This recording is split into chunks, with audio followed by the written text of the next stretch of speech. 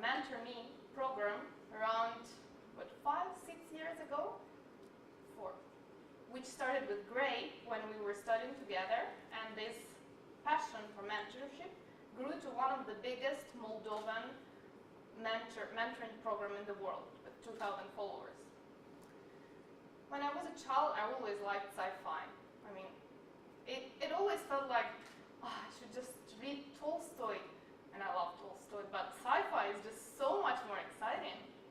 And yeah, I mean, I'm a futurist. I don't know how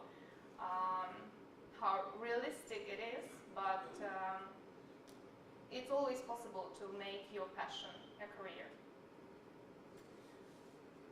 And moving to a little bit more concrete predictions of what is about to happen. So talking about the workplace, I believe it will count much less where you work, how many hours you work. What will count is a result. So there are several things here that we need to take into account. Companies are trying to cut the costs more and more. Employees are demanding flexibility increasingly. The best way to satisfy both demands: virtual, just go virtual. You can work from any place in the world if you have a VR headset, if you have a VR studio, or holograms. Any technology that can make you mobile. Firstly. Secondly, AI. Of course, we cannot escape conversation about the future of the work without AI. It's already here. Wherever you look, whether it's Uber, Deliveroo, Tinder, or Google Maps, AI is all around us. And it's not going anywhere. So we definitely need to embrace it. And I think AI and IoT will interact very smoothly with you. For example, when you will be going to work, your workplace will be ready for you depending on your mood, depending on how you feel today. It will have the special color, it will have the special lighting and the music to reflect your mood state and prepare for your specific situation at this particular moment. Nanotechnology and such a weird thing as RFID chips will play an increasingly important role in the workforce. Not only just the way to enter the building or pass the security gate or the border, but to monitor your health.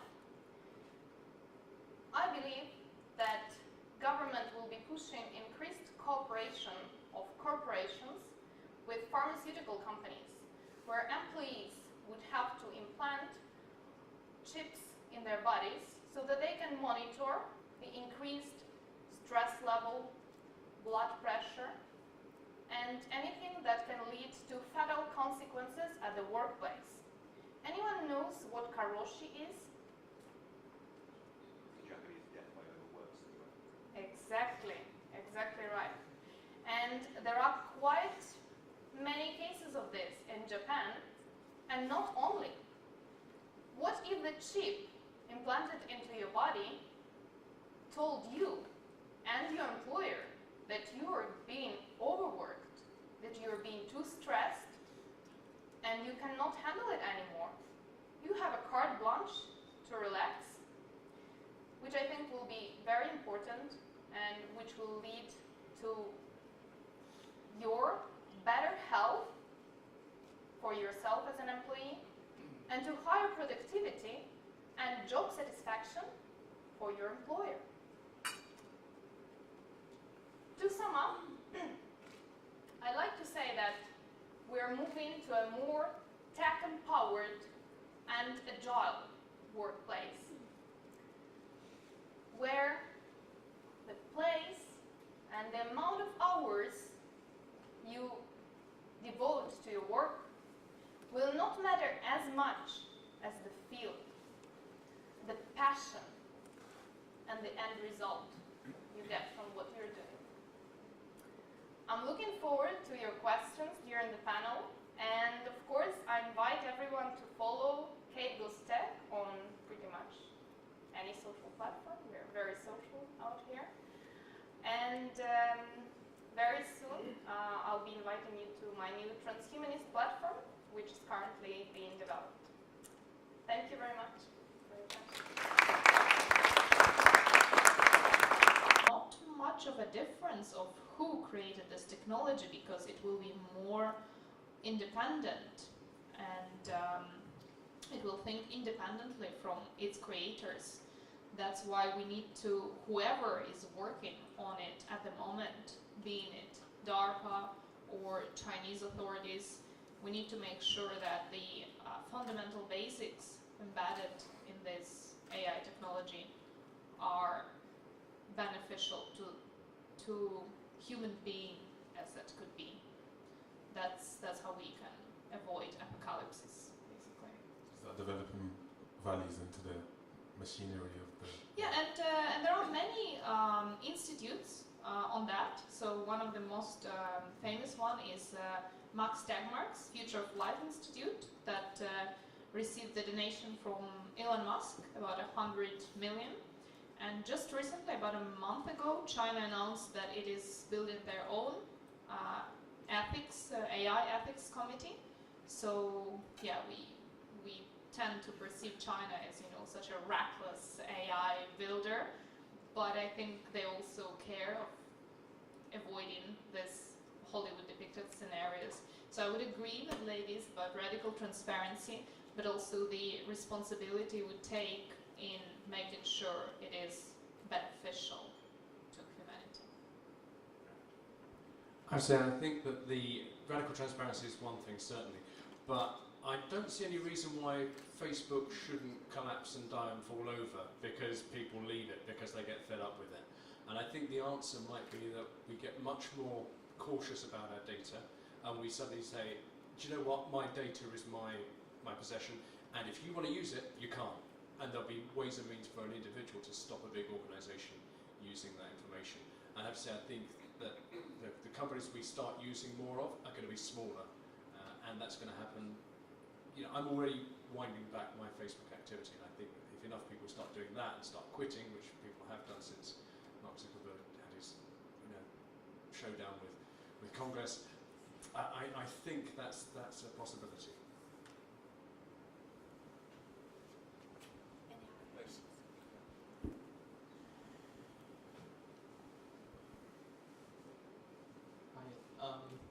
So I think earlier Dana mentioned around by 2030, is it 50% of the workforce will be replaced by millennials. So I just want to pick your brain on, I think, some of the current issues that I think a lot of the board executives are facing right now. So it's more around like how firms can more manage the multi-generational gap more effectively, especially with you've got baby boomers and Gen X, Gen Y, and millennials joining the workforce. So we'd be interested just to hear your thoughts on your opinion. Yeah, thank you for a brilliant question. First of all, I must say I get this question quite often as I'm positioning myself as a futurist. And to be fair, whether we have children or we are planning to have children, what we want for them first and foremost is happiness, as I think it's the main goal in life, which we all have. So whatever brings her or him to be happy is definitely what they have to pursue. Then, when we are getting from this, you know, high talk and theory about how everything is pink and beautiful, I'm thinking at the moment what I would want my kid to do. I think I would try to teach her Chinese, coding, biotech, like gene editing. But I'm thinking this now, and I don't know when I will have my child, maybe in 5 years or in 10. And maybe at that time, there will be something completely different that I would think is good for her. And in 15 years after she is born, or in 20 years, she would be like, "Mom, were you completely insane or something? This is like old school. No one is doing this stuff anymore." But in regards of where I believe humanity is going overall, if we are to survive as species and make sure that we're living in the better environment than we live after ourselves, we definitely want to devote more to professions and occupations that will improve the environment rather than destroy it. So anything related to ecologists, marine biologists, like something that is not considered very fancy and fashionable today, will be actually huge to make sure that we survive and prosper as species, as well as different kinds of psychology occupations that I remember Dana's presentation on. 60% of the workforce is distressed because of their job and not only living in the big city, right? So something like mood fixers will be definitely very big, as well as gene editing, because it will be because people will always want to biohack their way to happiness and health. So these are just like few of my thoughts mainly as a transhumanist and believer in human spirit and human future. Thank you. Yeah, thanks for brilliant and very topical question. I must say that I don't think that's a question to companies, because companies and organizations that do not empower their employees, that do not listen to them and oppress their voices and their ability to be heard, are the ones that will be added to this 40% of dying companies in the very near future.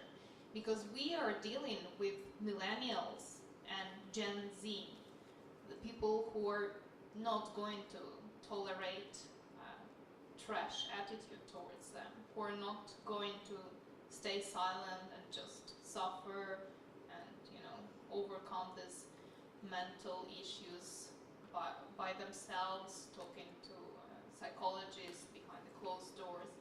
They will leave these companies and they will make sure these companies don't stay much longer in business. So it all really comes down to you as an individual, as to which values you have, what you are able to tolerate, and what you want from your life and from your work. So, of course, you should be looking for the company that reflects your values and where you would feel comfortable. And very often the problem nowadays that leads to all these situations and dissatisfaction at work and mental health issues is because people think they do not have a choice, which is actually not true. You can get fired any day, you can have issues with your manager, which also happens. Just move on. Just leave them behind and let them continue their fun in their current workplace. You can always find something better. And I think this is, if anything, this is the takeaway we should all have, and which should make us feel empowered, whichever situation we find ourselves in.